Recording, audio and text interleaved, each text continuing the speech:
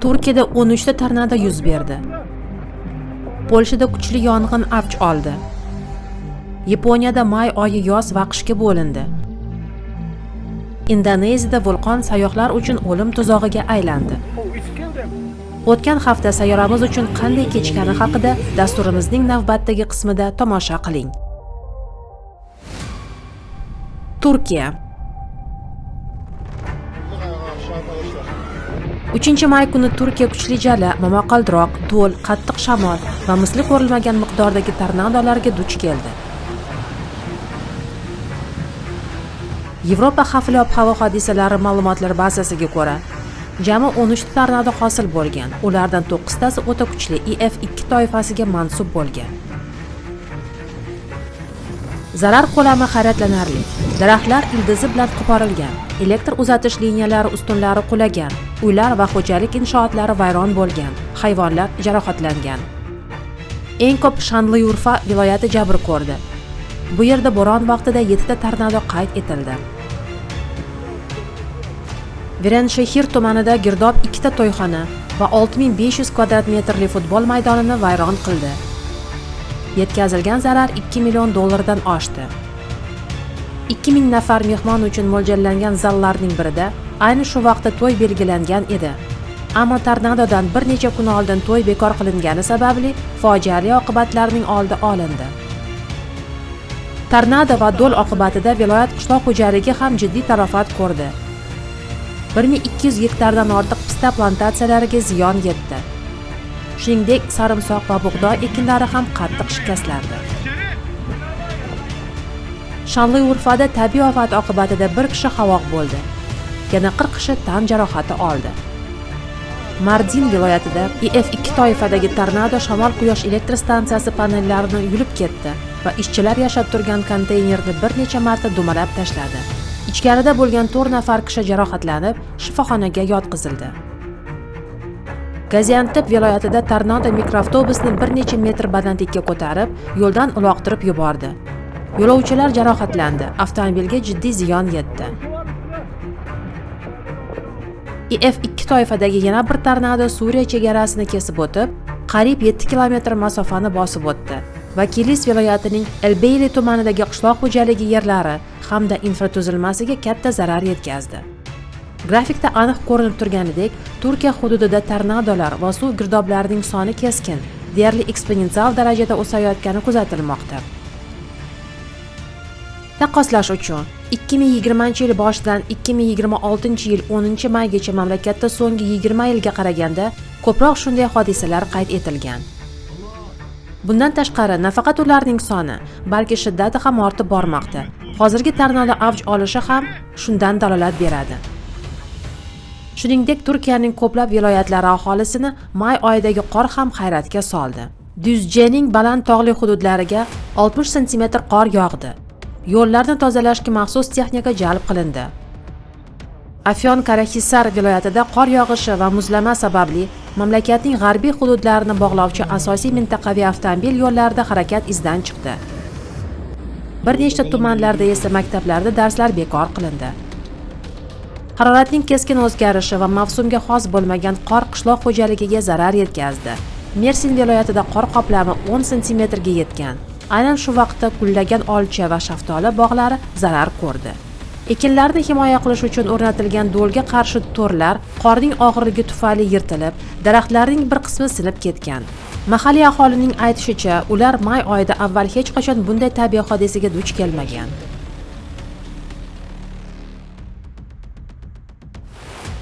Polsha 5-may kuni Lublin voyevodaligida o'rmon yong'ini kelib chiqdi. U Polshaning eng yirik o'rmon massivlaridan biri bo'lib, o'zining ko'p yillik qarag'ayzorlari, torf botqoqlari hamda noyob qush va hayvon turlarining yashash hududlari bilan tanilgan Solsk pushchasi hududini qamrab oldi. Bir necha soat ichida alanga shiddat bilan tarqalib, 500 gektardan ortiq o'rmonni yo'q qildi. O'rmon to'shamasining haddan tashqari quruqligi, kuchli shiddatli shamol va yuqori havo harorati yong'inning tez avj olishiga sabab bo'ldi. Bir necha kun davomida chinakam yoz jaziramasi kuzatildi. Termometr ustuni 27 darajagacha ko'tarildi. Vaziyatni ayniqsa qalin qarag'ayzorlar yanada xavfli tus oldirdi. Olov o'rmon toshamasidan tezda daraxtlarning tepa qismiga o'tib, katta tezlikda tarqaladigan shox-shabba yong'inni keltirib chiqardi. Yong'inni bartaraf etish uchun deyarli butun mamlakatdan kuchlar jalb qilindi.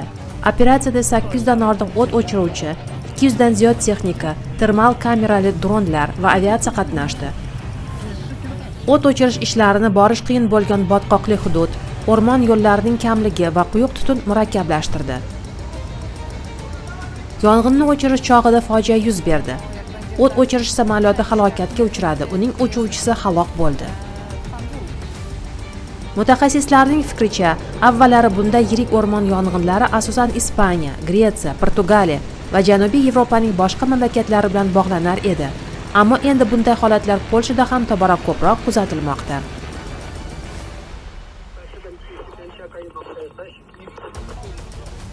Ispaniya 4-may kuni Ispaniyaning shimoli-sharqiga kuchli momaqaldiroq va jala bilan do'l yog'di. Bundan eng ko'p Aragon viloyati, ayniqsa Saragossa provinsiyasi jabr ko'rdi. Galyur munitsipalitetida qariyb 40 daqiqa davomida shiddatli do'l yog'di. Tabiiy ofat 300 gektardan ortiq kartoshka, makkajo'xori, arpa va beda ekinzorlarini nobud qilib, qishloq xo'jaligiga jiddiy ziyon yetkazdi. 5-may kuni Kantabriya viloyatida A67 trassasini diametri bir necha santimetrga yetadigan do'l qoplab oldi. Asfalt o'ta sirpanchiq bo'lib qolgani sababli 16 mashina ishtirokida ommaviy yo'l transport hodisasi yuz berdi. Ammo eng xavfli vaziyat 7-may kuni mamlakatning janubi-sharqida yuzaga keldi. O'rta Yer dengizi bo'ronlari bir necha soat ichida bir oylik yog'ingarchilik me'yorini olib keldi. Mursiya viloyatining Los Alcasares munitsipalitetida 140 mm gacha yog'ingarchilik kuzatildi. Ko'chalar shiddatli oqimlarga aylandi. Avtoturargohlar, tunnellar va binolarning birinchi qavatlarini suv bosdi. Mar Minor tumanining bir nechta munitsipalitetlarida darslar vaqtincha bekor qilindi. Maktablardan birida esa o'quvchilarni evakuatsiya qilishga to'g'ri keldi. Yaponiya 4-may kuni Yaponiya mavsumga xos bo'lmagan keskin ob-havoga duch keldi. Bu hodisa mamlakatdagi asosiy sayohat va dam olish davrlaridan biri oltin haftaning o'rtalarida yuz berdi. Tokio markazida havo harorati 28,4 daraja Selsiy qayd etilgan bo'lsa, poytaxt chekkalarida termometr ustuni 30 daraja Selsiydan yuqoriga ko'tarildi. Ta'kidlash joizki, bunday harorat may oyining boshi uchun emas, balki iyun oxiri, iyul o'rtalariga xosdir. Mamlakat shimolida esa deyarli qish manzarasi kuzatildi. Ayrim joylarda havo harorati 4 daraja Selsiygacha pasayib, qor yog'di. Shamolning kuchli esishi esa 25 metr sekunddan oshdi. Miyagi prefekturasining Siroisi shahrida 30,3 metr sekund tezlikdagi dovul qayd etildi. Shamol jiddiy oqibatlarga olib keldi. Vakayama prefekturasida bir daraxt turar joy binosi ustiga quladi. Kanto mintaqasida Tokyo Bay Aqualine avtomagistrali 15 soatga yopildi. Chiba prefekturasidagi Narita aeroportida qo'nishga chog'langan samolyotni shamol qattiq tebratgani uchun u uzoq vaqt qo'na olmadi. Kanagavada esa uchib ketgan metall panel temir yo'l iziga tushib qoldi va shu sababli poyezdlar harakati vaqtincha to'xtatildi. Eng kuchli qor yog'inlari Xokkaydo orolining shimolida kuzatildi. Takinoue qishlog'ida bir sutkada 11 sm qor yog'di. Bu yerda may oyida bunday holat so'nggi 30 yil ichida ilk bor sodir bo'ldi. Vakanay shahrida guvohlar ob-havoni deyarli qishdagidek deb ta'rifladi. Qor aralash yomg'ir yog'ib, kuchli yonlama shamol esgani sababli zontni ushlab turish ham qiyin bo'ldi. AQSh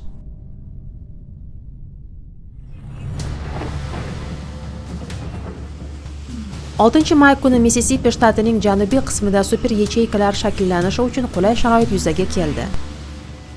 Meksika ko'rfazidan kelgan iliq va nam havo yuqorida kuchli shamollar bilan to'qnashib, bir nechta kuchli tornadoni hosil qildi. Tabiiy ofatning eng kuchli zarbalari Lamar, Lincoln va Franklin okruglariga to'g'ri keldi. Ayniqsa Brookhaven va Bouchita shaharlari hududida vaziyat og'irlashdi. Bu yerda AQSh Milliy meteorologiya xizmati halokatli vayronagarchiliklar va insoniy qurbonlar xavfi tug'ilganda foydalaniladigan eng yuqori darajadagi ogohlantirishni e'lon qildi. Guvohlarning so'zlariga ko'ra, o'sha vaqtda kuchli yomg'ir tufayli ko'plab tornadolar deyarli ko'rinmas edi. Bunday girdoblar o'ta xavfli hisoblanadi, chunki ular juda kech payqaladi. Radarlar kuzatuviga ko'ra, tornadolardan biri vayrona bo'laklarini Everest cho'qqisining balandligiga teng keladigan 8 kilometrdan ziyod balandlikka ko'targan. Bu holat yuqoriga ko'tariluvchi kuchli oqimga ega bo'lgan quyunning naqadar kuchli bo'lganidan dalolat beradi. Bunday hodisalar nisbatan kam uchraydi va jiddiy vayronagarchiliklarga olib keladi. Jabrlangan hududlarda 400 dan ortiq uyga ziyon yetdi. Kamida 17 kishi jarohat oldi. Odamlar kuchli shamol uylarining tomlarini uchirib, devorlarini qulatayotganida bolalarni himoya qilish uchun hammomlarda va mebellar ostida yashiringanlarni eslashdi. Treyler parklarida tornado deyarli barcha ko'chma uylarni yer bilan yakson qildi. Qutqaruv ishlari tun bo'yi davom etdi. Favqulodda xizmatlar vayron bo'lgan binolarni tekshirib chiqdi.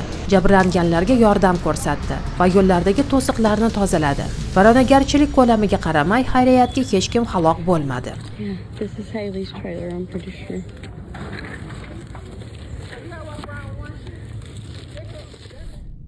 Argentina.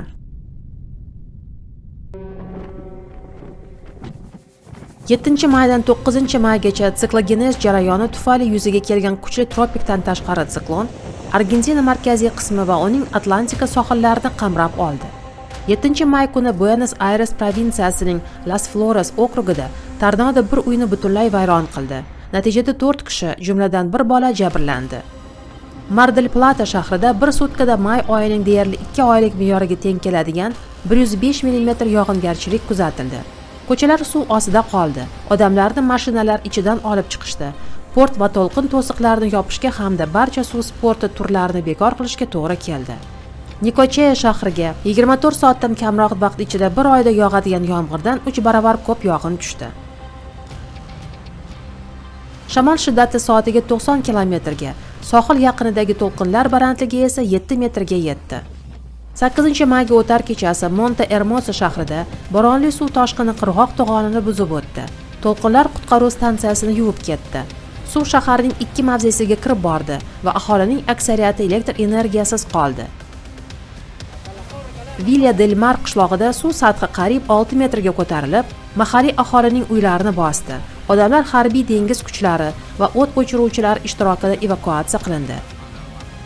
Biron nafaqat sohil, balki kemachilik uchun ham xavf tug'dirdi. 12 metrlik to'lqinlar va tezligi soatiga 140 km gacha yetadigan shamol xavfi tufayli 170 dan ortiq xorijiy kema Argentina qirg'oqlari yaqinida panoh topdi. Ochiq dengizda bunday bo'ron ommaviy kema halokatiga olib kelishi mumkin edi. Kemalarga ob-havo yaxshilanmaguncha harbiy dengiz prefekturasi nazorati ostidagi maxsus iqtisodiy zonada qolishga ruxsat berildi. Indoneziya. 8-may kuni ertalab Indoneziyaning Shimoliy Maluku provinsiyasidagi Halmahera orolida Dukono vulqoni otildi. Kraterdan portlash ovozi bilan birga balandligi qariyb 10 km ga yetadigan quyuq kul ustuna ko'tarildi. Yaqin atrofda aholi punktlari yo'qligi sababli mahalliy aholi ziyon ko'rmadi.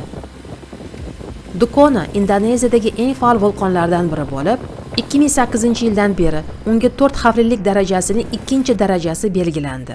Krater atrofidagi taqiqlangan hududning radiusi esa 4 kilometrni tashkil etdi. 17-apreldan vulqon faolligi kuchaygani sababli unga chiqish hududi vaqtincha yopilgan bo'lishiga qaramay, 8-may kuni otilish paytida Dukono yonbag'irlarida 20 nafar alpinist va sayyoh bo'lgan. O'sha kunning o'zida 17 kishi evakuatsiya qilindi. Ularning ayrimlari yengil tan jarohati va kuyish jarohatlarini oldi. Yana 3 kishini qidirish ishlarini kul yog'ishi, ko'rinishning yomonligi va uchib kelayotgan tosh bo'laklari qiyinlashtirdi. Yangi otilishlar xavfi tufayli qidiruv guruhlari ishni vaqtincha to'xtatib, xavfsiz hududlarga chekinishga majbur bo'ldi. Keyinroq operatsiyaga dronlar, jumladan teplovizorli dronlar ham jalb etildi. Ertasi kuni qutqaruvchilar bedarak yo'qolgan 3 kishini jonsiz holda topdi. Ularning jasadlari qalin vulqon moddalari va tosh bo'laklari ostida ko'milib qolgani evakuatsiya ishlarini ancha murakkablashtirdi. Fojiadan so'ng rasmiylar yopiq marshrutga chiqishga kim ruxsat berganini hamda tashkilotchilar yoki yo'l boshchilar tomonidan e'tiborsizlikka yo'l qo'yilganmi yo'qligini aniqlashga kirishdi.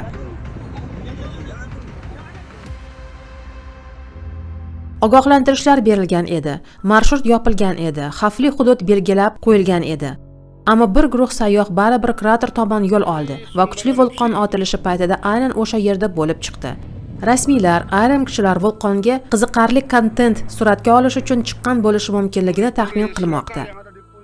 Indoneziya tabiiy ofatlar bo'yicha mutaxassislar uyushmasi vakilining ta'kidlashicha, bunday videolar odamlarda xavfni noto'g'ri idrok etish tuyg'usini bosqichma-bosqich shakllantiradi. Odamlar vulqon haqiqatan ham xavfsiz bo'lgani uchun emas, balki odatda faqat tepaga muvaffaqiyatli chiqib, pastga tushgan va hayratomuz kadrlarni e'lon qilganlargina ko'zga tashlangani uchun tahdidni yetarlicha baholamaydi.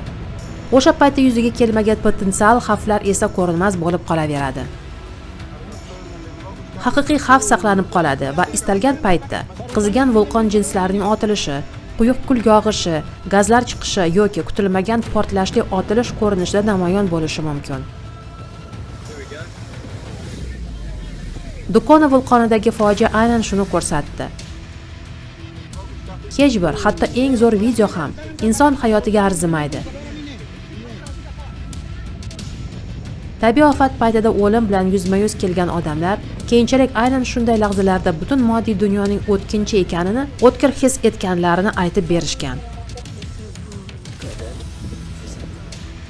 O'lim yoqasida turganlarida ular faqat o'z hayotlarining qadri haqida o'ylaganlar. Qolgan hamma narsa ahamiyatsiz bo'lib qoladi. Barchasi ikkinchi darajaga tushadi, chunki hayot yo'qolsa, hamma narsa yo'qoladi.